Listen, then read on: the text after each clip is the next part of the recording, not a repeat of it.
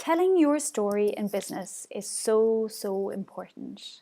Why? Because it attracts clients and customers towards you. They learn to identify with you. They learn to understand who you are, where you're coming from. It takes away from that corporate kind of idea of, a business being behind closed doors, and it just makes you more accessible and indeed more human. A couple of things to consider when you're looking at creating or at least writing out your story so that you're very clear on what you're actually telling and that you're not telling different stories that are kind of conflicting to different people is just to see what story are you telling now to people.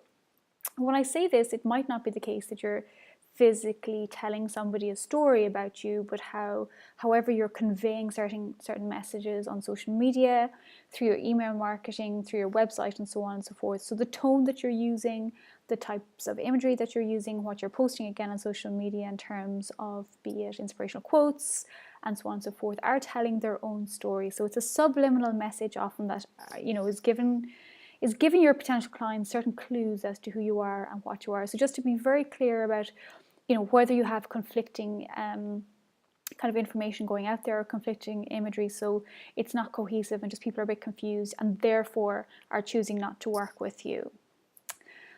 Storytelling, as I said, is an incredibly important part of your overall brand strategy because, people buy from people. And I have definitely found that working with hundreds of clients over the years. And one of the things that I noticed is, for sure that customers and clients want to work with a person and not just with this kind of very bland sort of company or business name. If you're wanting to tell your story, one of the key things you've got to consider is what's your market positioning. Are you in a niche? Are you a follower? Are you a challenger or a leader? So where do people identify with you? So what are they thinking? So this is all just kind of, I just want to frame the background to give you a bit of background about storytelling and just for you to consider these different elements.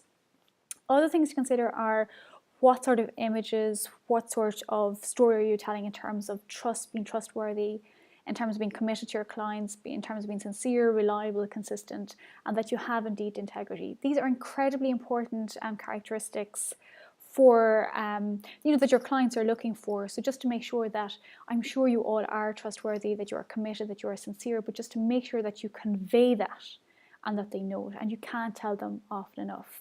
I've had a meeting with a client this morning, and one of the things she was saying is that her partner is fantastic at getting across the message. We're brilliant, we're fantastic, and so on. And so that actually is inspiring the customers to believe how good they are, and they're coming back because of that. So you cannot tell your customers often enough how good you are.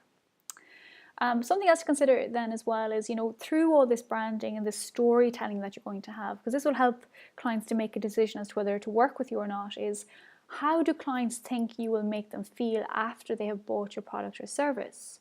So in other words, are you the answer to their prayers? Are you going to alleviate whatever pain it is that they have? Are you going to help them? And if so, how? Are you going to make them more accountable? Are you going to raise their revenue? Are you going to help them with their marketing? Or what is it you're going to do? And that your customers and clients are very easily able to visualize what it's going to look like when they've worked with you or when they've bought from you. The other side of the coin in terms of this whole idea of storytelling is, who is your audience? If you're telling a story to millennials or to teenagers or to somebody that's in their 40s or 50s or somebody in their 70s, you're going to adjust the manner in which you deliver that particular message because there's different vocabulary, there's a different way, there's just nuances there that are quite different. So it's very important to understand, again, who your target market is. Something else to consider are, what character traits are you projecting? So just don't forget to list your character traits, and that also, again, that you're clearly conveying this to your customers. You are the central character in your business, particularly when you're an owner manager, and you're wanting to draw clients towards your business. So oftentimes you've got to stand up and tell your story, and this has a magnetic effect because it draws people in. Human beings, we've got such a tradition of telling stories, being it from the Native Americans, our own culture here in Ireland, from the Celts, the Vikings, and so on and so forth. So there's tremendous power in telling a story because people will align with the story and that will pull them in towards you. So again, in terms of pricing and market positioning and so on and so forth, what do people think when they think of working with you? Do they feel like it's high end, or do they feel like it's all plastic? So again, just be aware of the imagery, the communications that you're making towards your clients, and what are they thinking when they're thinking of working with you. So if you want to write these down, these are a fantastic way of just actually working out, okay, well, what is my story? It's not that you don't know it, but that you've just got to coordinate all the different elements so that you've got a coherent and comprehensive story that's going out across all your different platforms. So again, the central character is you. The elements of a story that's your story is your backstory. You know, where have you come from? For example, I'm from a farming background, but equally I've worked in city. So I'm wanting people to understand that that I understand them. So your backstory, what is it? Just write it down. And you might be surprised that there's elements of it that are so interesting to so many different people. So what parables or case studies can you share with people in terms of stories from your life that are relevant to your business and that will help your clients and customers understand who you are and therefore want to work with you? Have you any character flaws? In fact, it's ironic, but people love to see that you have character flaws, or there's something that doesn't quite work with you, but that you're able to work around it. It shows resilience and persistence and so on and so forth. And everyone, I think, recognizes that we all have character flaws, and so it shows the humane side of you. So just to be very open about it, and that, in fact, instead of repelling people, it actually draws people in towards you.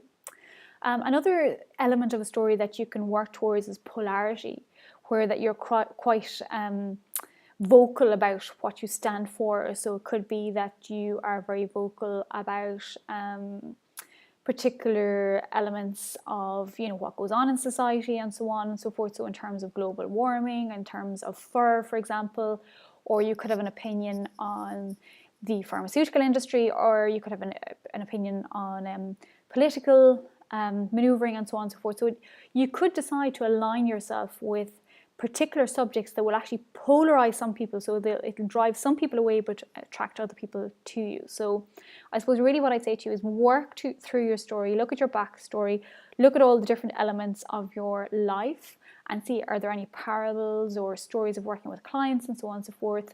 Look at your character flows and see, do you want to go down the road of polarity, because it can work very effectively.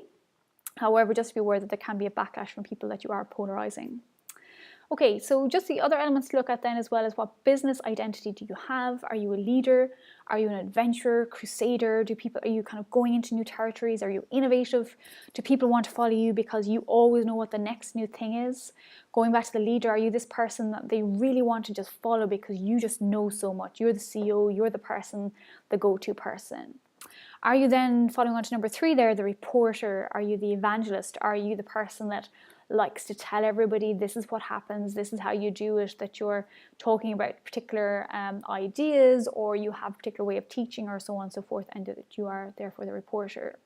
Are you the reluctant hero? This is one you can look at as well. Now, these are just a couple of elements that you can look at in terms of your business identity, but the reluctant hero is a very popular one, whereby you have worked maybe in a particular industry and maybe you've inadvertently gone into a different one, and that you are the reluctant hero because you're helping to save people. So is there an element of your story whereby you're actually saving people or you're helping people in some way, and that part of your story will help align your customers and help your customers to understand you? So these are just elements that you can look at. You can investigate all this and kind of make your decisions then as to what elements of the story you want to convey for your character story. Again, the central character is you, and other elements of your story can be loss and redemption, us versus them, before and after. So a lot of fitness people will do the before, when I wasn't fit, afterwards now incredibly fit, and I can help you to achieve that. Secret telling, in terms of, you've got the secret to being successful and so on and so forth. That's another element of storytelling that people use within business as well. The fourth one here, or rather the fifth one, is third person testimonial or referral, where somebody is saying you're absolutely fantastic, and just, I'm sure this is happening all the time, but oftentimes where, entrepreneurs fall down is that they actually forget to get the testimonials, and time elapses, and maybe a year, maybe 6 months, 2 years, whatever it is, goes down the line, and the person knows you're really good but just hasn't got that level of enthusiasm that they would have had just after working with you. So just always make sure that on a regular basis, you know, or as part of your offboarding process, if you like, that you are making sure that you are getting good testimonials, especially video testimonials if you can at all.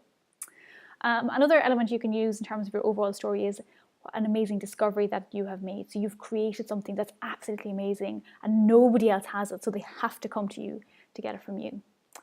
Okay, so these are just the different elements of a story. I hope they can help you guys, and if you have any questions, please ask me and I'd be delighted to help.